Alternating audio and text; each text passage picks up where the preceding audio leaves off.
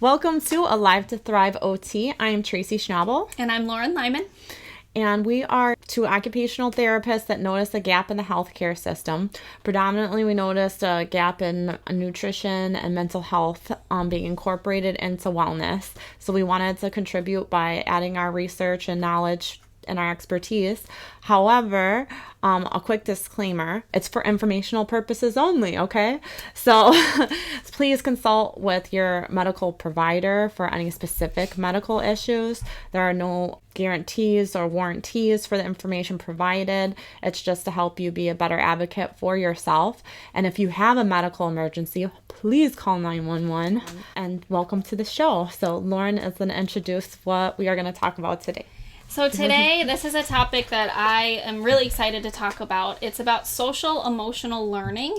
So this is an area that occupational therapists work at all the time, but we're starting to notice an increase in issues in these areas. So it's affecting probably, how much of the population would you say? I feel like it's like a third of the population. So it's becoming something that kids were pulled out or OTs went in to help a few students with, to more like 1 in 3 kids are struggling with this, and this is becoming a very common issue. So we really wanted to talk to you today about what is the problem and what are things that we can do as parents, as educators, as occupational therapists, as just role models, adult role models in the community. What are things that we can do to help these kids? If you're not able to listen to your teacher, if you're not able to follow social rules for the classroom and keeping yourself and others safe, then you can no longer intake the education that was designed to help you to be able to grow up and have skills that you need to live a successful life. So if you don't have the basis, which is like emotional regulation, all the other things in life are going to be very difficult. So we actually, at a school I work at, have an emotional program that's specifically designed for kids. And they often use a program designed by social workers and occupational therapists. They talk about emotions, the different types of emotions, and not labeling any emotion as bad, and teaching kids about how to properly handle emotions, because these kids, maybe they can identify that they're angry, maybe they can't, but they're not knowing how to appropriately direct that anger. So it's teaching those children in this program about how to identify emotions and what to do with those emotions in a socially appropriate way so that no one gets hurt and so that they're available for learning. And the great thing about this is it doesn't only apply to kids. This is something great to learn for yourself. Oh, yeah. Let's say I'm learning. If you think about maybe our generation may be on the cusp, but generations older than us, where you were told to suck it up, stuff your emotions, don't cry, things like that. That's not dealing with your emotions. You may be able to identify a feeling, but you're ignoring it. And then if you check out some of our other videos, we talk about you holding on to emotions and not dealing with them and giving them an outlet that can cause physical ailments that last forever in your body. So it's really important to know how to address your emotions, but not only that, then how are you going to act? So you have these emotions. If you don't know how to manage your emotions and you don't know how to regulate them, then you see behaviors like people getting into fist fights, maybe being arrested, people stealing, people going to jail, people doing drugs. You see all these other behaviors because maybe they just weren't able to regulate their emotions. And this isn't a blame game on society. This is something that we're now seeing like, hey, maybe this is important and we need to take a look at this, especially as we're seeing an increase in all of these diagnoses and behavioral disorders. I mean, in the court system, I was talking to my friend who's a social worker. She's an advocate for teaching children about like social emotional things, specifically as it pertains to relationships and informed consent and things like that, and how to treat your partner and how to treat yourself, teaching other people how to treat you. Because there's whole sections of the court system now that are dedicated to domestic violence situations. There's so many, like, if, somebody's going to kill you, it's likely going to be your spouse. There's so many people that are having problems even in like their very close relationships because people have not been taught how to address emotions. And one thing to consider too is we need to all do this together. We need to be a team in this, and we need to learn how to do it for ourselves so that we can model to children everywhere. Because even if a parent or a teacher or an OT is teaching a child these things, that's great. But if they're not seeing it throughout society, it's hit or miss whether or not they're going to be, and not necessarily hit or miss, it's going to help. Every little bit helps. Yeah. So as a society, if we are all following this becomes a norm for our society, and it becomes accepted, then people will feel comfortable following these strategies. But, if you just have a parent who's comfortable with your emotions and teaching you, but then you go to school and you get bullied for it, or, people, other adults in society aren't on board, other kids aren't on board, it's a lot harder to adhere to this because you feel pressured to, again, stuff your emotions or act a certain way or not be able to deal with your problems. Certain emotions are not acceptable. Like a lot of times anger is not acceptable.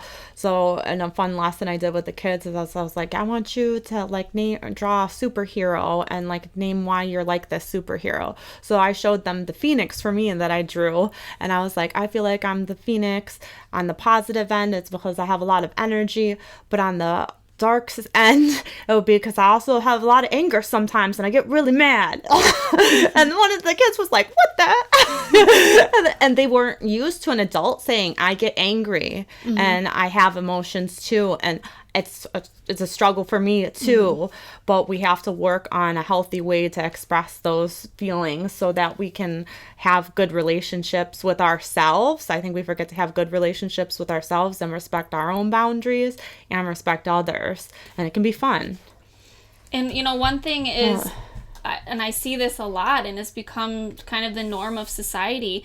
We have bad days. You've had a bad day and you're like, don't talk to me. I'm just going to go sit on the couch and watch TV, whatever. Yeah. You're allowed to have your bad day. That's fine. As long as you're, behaving appropriately, whatever. You can have your bad day. But we expect kids to not have bad days. And when a child is having a bad day, we yell at them, right? Stop that. Stop crying. Stop misbehaving. Right. Maybe they're having a bad day and they need help processing through their emotions so that they can get past it. Like, what's wrong?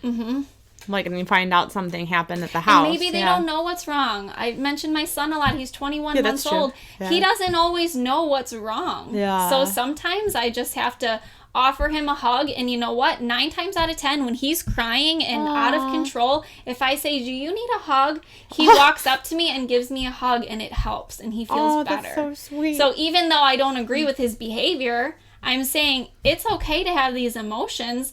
Let's do a hug because that's something acceptable. That's a social norm that is okay. When you're upset, let's not throw our toys. Let's go to mommy for a hug. And then we can help manage these emotions. You get into a fight with someone and then the whole society learns that it's okay to hug if you're upset. And it makes you feel better. And there's science behind that too. A 30-second hug can change an entire mood from screaming and yelling to wow, I feel great. It was somewhere between 10 and 15. Daily hugs recommended, 10 to 15. Are you getting that? I mean, how many people shudder when they're like, oh, I have to be hugged? I mean, I even felt that way sometimes. I'm like, oh, but we shouldn't feel that way. My dad, and this was a part of maybe German culture, my dad used to say that, but you didn't really express I love you or physical emotion. You have to be strong, and things are rough and you have to work through them, and you can't be soft, and being soft is hugging and saying I love you. So my mom used to yell at him tell your daughter and then I inherited that. I think maybe possibly where the expressing emotion can be hard. So how great would the world be if we could all just openly express emotion or openly express needs? I feel bad. I need a hug right now. My mom taught me that that's okay. That would be awesome. Yeah. So one thing we wanted to go over today is called Ruler. It's a form of social emotional learning that they do in schools and hopefully in other places, but I know that they use it in schools. So I just wanted to run through it, what it is, what the steps are, and how it helps create and foster this loving environment where it's okay to have feelings and kids learn how to regulate their feelings and act in an appropriate way. So ruler stands for R, recognizing emotions in oneself and others. So you have to be able to recognize when you're having feelings. And sometimes feelings manifest in other things. You know, if you're really stressed out, you may have heart palpitations, but the emotion is stress, even though you're having a physical feeling. You know, if you're angry, you may, whatever, everyone has their own way that they deal with their emotions, but if you can't identify your emotion in the first place, you're not going to be able to work through it. So you need to recognize that emotion. The U is understanding the causes and the consequences of your emotions. Why are you feeling that way? Why are you feeling angry? What happened that's making you angry? And what are the consequences of your emotion? So how is it impacting other people? Or how is it impacting your day, your education, whatever, you know, if you're in school, how is your anger influencing other things going on around you? L is labeling emotions with a nuanced vocabulary. So it's important to have a word to describe how you're feeling. Because how frustrating is it if you've ever been in an argument with someone and they're asking, like, what's wrong? And you're like, I don't know. Like, I have all these, like, I feel it, but I can't put it into words. That's super frustrating. And it also makes it really hard to hash out an argument or come to some kind of resolution because you can't put it into words. So we need to make sure we're teaching kids all these different emotions, what they are, what they mean, what they feel like, so that when they're having these emotions, they can recognize their emotion, but then they can also label it appropriately. I'm feeling mad. That's obviously an easy one, but you know, there are more complex emotions than that. E is expressing emotions in accordance with cultural norms and social context. This is where it gets really hard for kids. So you're feeling mad. Are you going to go throw a car at someone's head? A toy car at someone's head? Maybe they will, and that's where the problem is, right? So you need we need to teach these kids how to express their emotions in a way that's appropriate.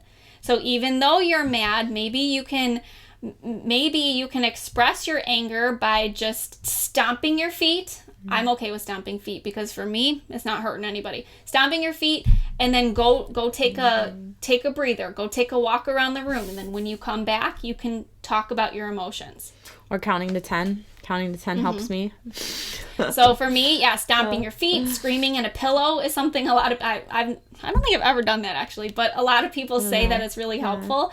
So something like that where you're not disrupting other people, you're not hurting other people, but you're able to express your emotion in a way that's getting it out, because we can't always use our words. And you know, I think that's a big push in schools these days. When kids are having strong emotions, they say, use your words. What's wrong? Use your words. Yeah, they do. I'm sorry, but if someone's telling you to use your words when you're hysterical on the couch or when you're like about to snap, wouldn't that be really frustrating to you? I would be like, shut up, right? Isn't that annoying? That's annoying. You would think it would be, but I've seen it work in some instances with kids. Right. But not all. Yeah. If someone's frustrated, or like my son's whining because he wants a snack and he won't tell me, what do you want? Use your words. I will say that. Okay, he's frustrated. He's annoyed that I'm not meeting his needs. But then I say, use your words, and it's a reminder, oh yeah, I have to tell her what I want. That's right. You know? But if someone's like on a scale of 1 to 10, they're at like a 9 or 10 on the anger scale, and you're telling them to use their words, maybe not the most effective. So while that is a good strategy when someone's in that 1 to 5 or 6 range, once you get up into those higher emotions, it's not helping. So we need to come up with other strategies. So the using the words is great, but if you're finding with your kids, with your students, whoever, that it's not working sometimes, then we need to start implementing other strategies to help them express their emotions. And R, the last one, regulate their emotions with helpful strategies. So like I said, that could be stomping their feet and walking around the room. And sometimes for me, that R comes before the E, and that's totally fine. If someone, again, is at a 10, I'm not going to expect them to tell me how they're feeling before they regulate their emotions. They may need to cool off and then tell me how they're feeling, and that's perfectly fine.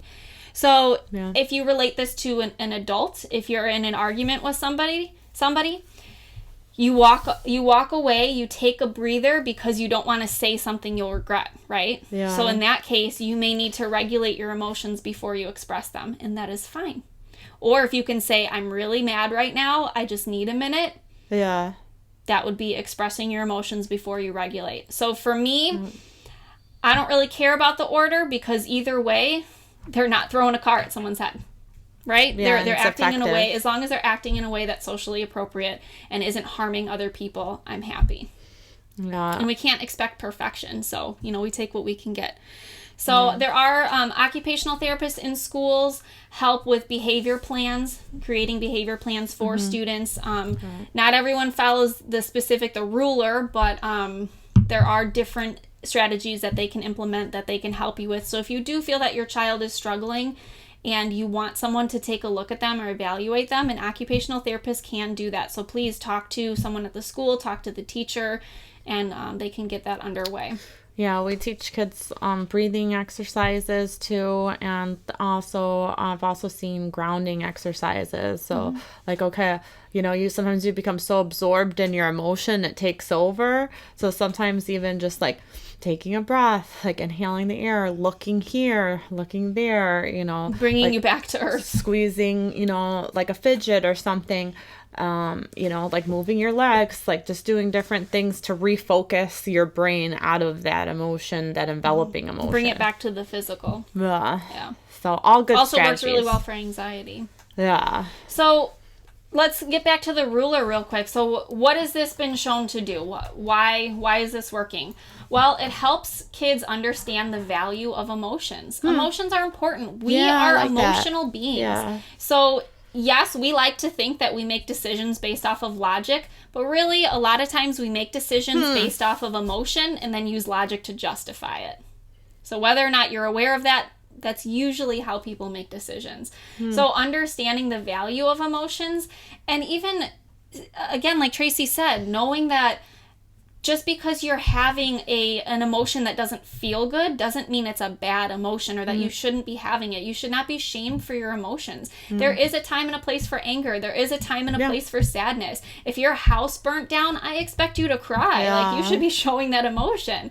That emotion is important. Crying is important to help you, again, get those emotions out, relieve those emotions so that you're not physically holding them inside of your nerves where it's going to be affecting you forever. Anger is also a really effective catalyst. I heard one time from a community organizer, he was a friend of mine, he was telling me that anger was taught to him in his instructional courses as not being a bad thing, but as a positive thing, that a lot of leaders over time and social movements and different things, one of the main things that their traits is that they have had anger and they've used it in a positive way, so it fuels change. Think about it. If pollution really makes you mad, if it really, really upsets you, you're gonna do something about it, because you're like, this isn't right. I don't feel good about this. So you use your anger to help make change. Maybe you'll go donate your time to help pick up trash, or maybe you'll say something to someone, you know?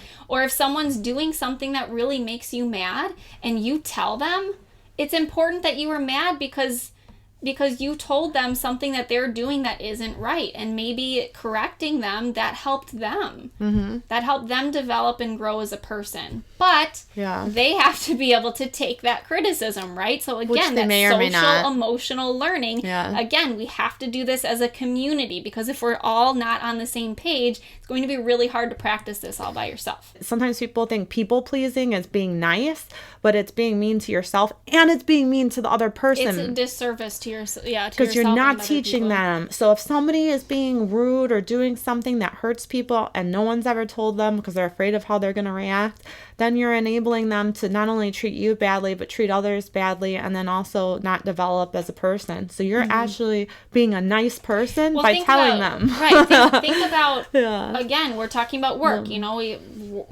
Work is a goal. Having a successful job, that's typically a goal for a lot of people. Who's going to want to promote the person that's having anger management issues? No. They're probably, unless they fear people into promoting them, they're not going to make it to the top because they're not successful in social communication and interaction. So we want to make sure that our kids are learning how to interact and how to regulate their emotions and behave appropriately so that they can be successful in their relationships, in raising their own kids, because a lot of this is cycles that are passed on from generation to generation, knowingly or not. And then, their success in the workplace, their success in every area of life, their happiness in general. Who wants to be mad all the time and not know how to handle that emotion? Who wants to be sad all the time and not know how to regulate that? That's hard. Eventually, if emotions keep building and building and you're not dealing with them, it's going to cause a chronic issue. Yeah, they say depression is suppression. So it's people constantly like putting their voice lower and lower and lower till they feel like they don't matter anymore and that there's nothing that they could do about it. So if you want to elevate your frequency and your mental health, like speak more. Like we talk about chakras, there's a throat chakra, and like I would say so many people are blocked there. You wouldn't believe it because of our culture of not acknowledging emotion and looking at it as a weakness instead of a strength. Right. So they understand the value of their emotions. They build skills of emotional intelligence, which we just said is very important for success in life. They create and maintain positive emotional climates. So you want to be around people who are happy and positive, and we always talk about the law of attraction. If someone is dark and negative and angry all the time, they're not going to attract a lot of people in their life, or at least not a lot of happy people. So it's kind of a downward spiral. So we want to make sure that they can regulate their emotions so that they can attract more positivity in their life. And then it helps kids make more informed decisions. It helps them maintain supportive relationships because they know how to be in a relationship, because they can regulate their emotions when they become upset. Because let's be honest, nobody can agree all the time, right? You're going to have issues, so you need to learn how to deal with those issues and deal with the emotions that come with it.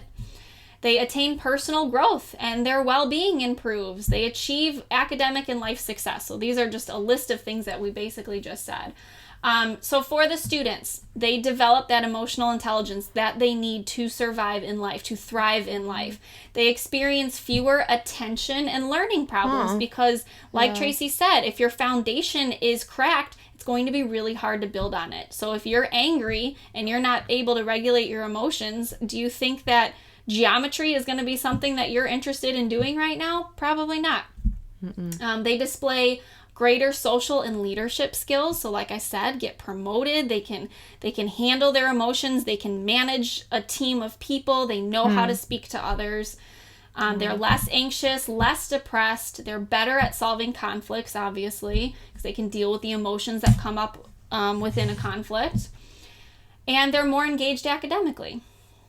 Yeah, and with the solving conflicts, it's like ability to empathize, because in one of the social workers' activities, and this was like a red light moment, or what would you say, like a light bulb moment to me, is he had a child go through a scenario where they read that the person got mad, they threw a chair, their best friend was in the room, and then they asked the question of, okay, like pretend that this was you. How do you think that this made the other friend feel? So being to empathize and put yourself in someone else's shoes and understand how their psychology works, not just your reality is everybody's reality. Right. So having an understanding of the social interaction and emotions in general, so that you can not only regulate your own emotions, but you can understand why people act the way they do. And, as a psychology major and as I matured, in life, I realized that this person isn't trying to personally attack me. This isn't even about me at all. This is about them. Yeah. And it's funny because anger and resentment, once you have that education, that emotional understanding, that anger and resentment turned into pity. Yeah. Like I feel sorry for you that you feel the need to behave this way. Right? And it's not, I know it's not about me. I'm just the target because I'm here and I'm in the situation with you. Yeah, I'm not taking it personally. Yeah, so it helps you regulate your emotions. It helps you understand other people's emotions, and it helps you be happier and not be caught up in what everyone else is doing all the time. How many Can you of imagine? us, right? How many of us, like someone slams on their horn because something, you cut them off on accident, but you're like, but I apologize. And then you feel so bad about it all day. And it's like, they didn't accept your apology. That's on them. Yeah. Maybe they had a really bad day. Maybe they're having some personal issues, but I'm not taking that on for the rest of my day because that's not good for my health. Gives you a lot more like control over your own life instead of giving it over to other people or circumstances which are out of your locus of control. So it just helps you have a greater sense of well-being and autonomy over your life when you have this kind of emotional intelligence. And an internal, that internal locus of control. Knowing that you're responsible for you and not everybody else, but being able to understand why they may behave the way that they do. So not only for students, and this is why we're putting this in the well-being or, the health and wellness playlist. We're putting this in the child development playlist because this is not just for students. So let's look at what happened to school leaders and educators when they implemented this system. They had more positive relationships because they learned from this program too. So it was actually helping all of them interact. There were warmer emotional climates among the staff. They had less stress and less burnout, which we know is a huge issue in schools. They're healthier physically and mentally, and they have enhanced instructional practices. So they're actually benefiting so much that they're able to then teach this because they have a good understanding of it and see the importance of it and the success. So this is something you want to implement throughout your home, throughout the school, throughout your community, wherever you're implementing it. You don't want to focus on the kids. This is not do as I say and not as I do. You want to be the role model. And you want to learn too because this is important for you. If this can help you feel better, why not? And it'll make you a great role model. It'll make it easier for your kids to learn. And just great stuff all around. It'll pick up your vibration, your frequency, your vibe, and that in itself can be healing. Like, be the change you want to see in the world. I think there's so much more meaning to that. So I think that when we change ourselves, we change, we talked about frequencies before, and like you automatically change your environment. And you may be like, oh, whatever, Tracy, but can you imagine like a person you've been around where you're like, oh, I just love being around this person. Like, I feel so much better. It's because they're emitting that. So you don't even necessarily, it's good to teach it, but just by doing it yourself, you're changing yourself and others with your presence. So Ruler is just one of them. Social emotional learning, look it up. It should be a preventive measure. We could all benefit from this. So if you want a little assistance, like I said, if you feel as though your child is having trouble in this area, please contact the school and they can get an occupational therapist involved. If it's something that you just think would be great for your family, I'm a life coach. Please send me an email at alivetothrivegt@gmail.com and I can help you implement this in your family. So I think that about wraps it up. So if you could please like our video, share it. Again, this is a really important topic, and I think that the more people that learn about this, the more change we can make in the world, and the better off we'll all be. So please share the video, subscribe to our channel, sign up for alerts so you know when the videos are released, and visit us at www.facebook.com/Lauren and Tracy. And then send us an email at alivetothrivegt@gmail.com if you're interested in whole food nutrition or life coaching services, or if you need a little help implementing this in your family. And as always, we are wishing you physical, emotional, and spiritual well-being. Thank you for being here with us. We'll see you next time. Bye-bye.